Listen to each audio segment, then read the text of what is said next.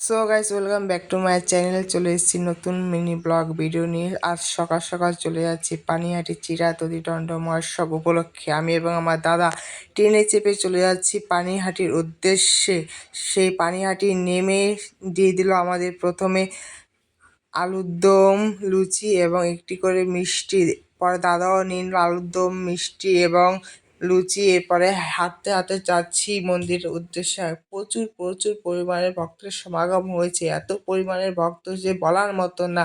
এর জন্য প্রশাসনের পক্ষ থেকে ব্যারিকেডের ব্যবস্থা করা হয়েছে, যাতে কেউ কোনো অসুবিধা না হয়। পরে মন্দিরের সামনে চলে এসেছি।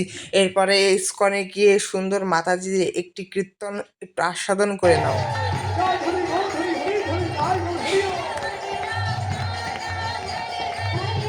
কীর্তন শোনার পর বাসে করে চলে যাচ্ছি দক্ষিণেশ্বর মায়ের দর্শন করে। খুবই আনন্দ পেয়েছি আজ। পরে ট্রেনে করে বাড়ি যাচ্ছি। আজকের মতন এই পর্যন্ত ব্লগ ভিডিও। বাই।